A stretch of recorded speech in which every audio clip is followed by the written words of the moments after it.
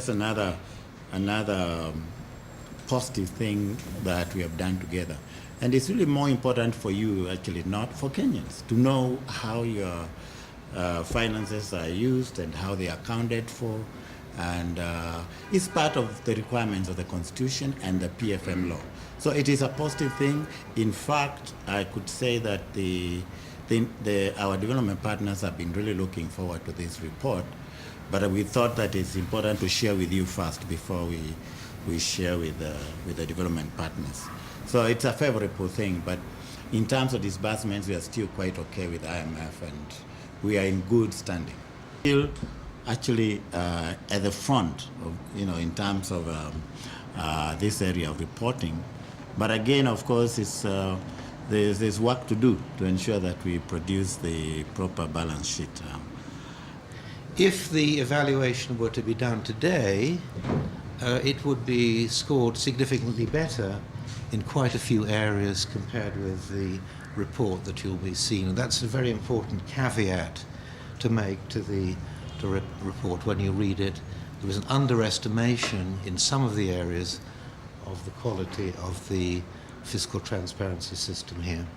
But in general, I think the performance of Kenya is quite good against most other countries that have been assessed so far. For example, significant changes have been made to the coverage and disclosure of other kinds of financial sectors, including state enterprises and extra budgetary funds. So the institutional coverage of fiscal reports has been improved, and also the coverage of the annual financial statements. There have also been some significant improvements in relation to disclosure of fiscal risks, including on public-private partnerships, and the better analysis of the long-term sustainability of public finances. So these are also areas where there have been improvements. First of all, in the coverage of fiscal institutions, improving the coverage of fiscal institutions, bringing other entities apart from the central government budget into the fiscal reporting framework. I'm thinking here of extra budgetary funds, statutory funds, and public enterprises. So we argued there was a gap in the framework, and those need to be brought into the reporting framework. The second area where we identified some scope for improvement was that there is no balance sheet for the government. There is no comprehensive record of the assets and liabilities of the government. And we suggested some improvements to strengthen the balance sheet of the government. A third area for improvement was to prepare and publish a consolidated set of annual financial statements for the government. At the moment, financial statements are produced for individual ministries and departments and entities, but these are not consolidated into an annual financial statement, nor is that annual financial statement published. This was another area which we picked up as an area for improvement. We also identified some areas where the disclosure of fiscal risks could be improved.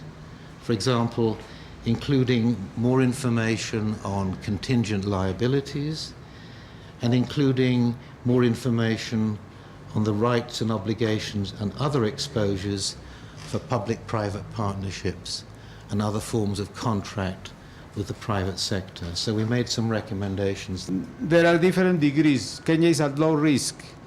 There are different thresholds. If something unexpected happens, even beyond the shocks that we test frequently or periodically, Kenya will move to moderate risk. And there are 4 categories: low risk, moderate risk, high risk, and distress. So that means the likelihood of Kenya moving to distress is still very, very low, because then that would need to go. That would mean that Kenya is moving from low to moderate to high, and to distress in a very short period of time, which is very, very unlikely. So at this point, there are different levels of concern. Let's say, of course, it's a good thing to be at low risk, and there will be some concern if Kenya moves to moderate, because that means some deterioration in the debt situation, but that's not the case at the moment. So what I can say about the most recent assessment in March, the assessment that we presented to the board shows again that the debt is sustainable, and that is a result of the projections that are based basically on three conditions. One is a strong growth that we still believe is something that Kenya can do. The recent information shows that growth in the first quarter of this year was at 5.8%, which is consistent with a projection of 6% for the year. The second condition is that most of the debt is on concessional terms.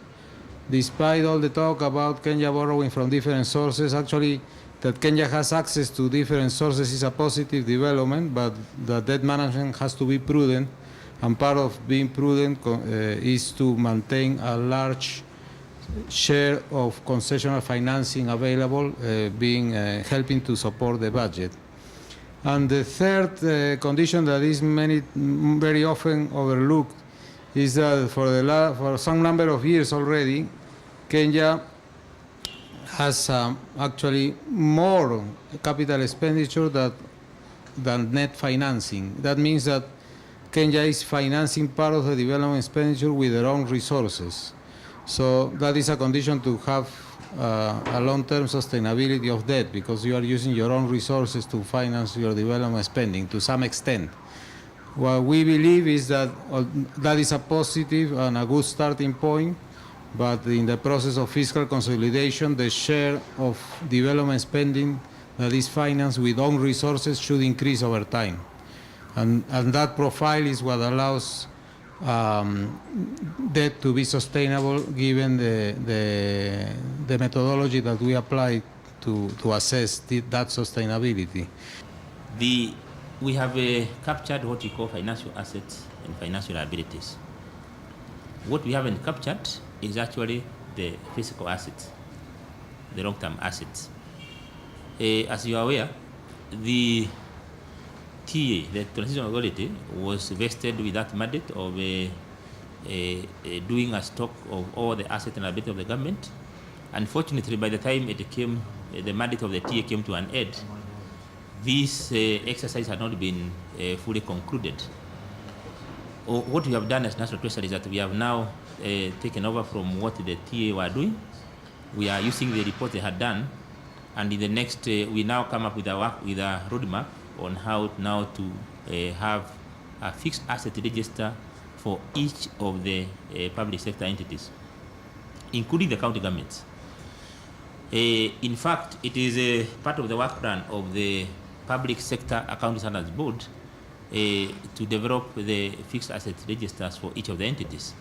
This guidance has been provided, and it is a very involving exercise, but we have estimated that in a span of 3 years, we should have a full complement of the balance sheet of the Kenya government.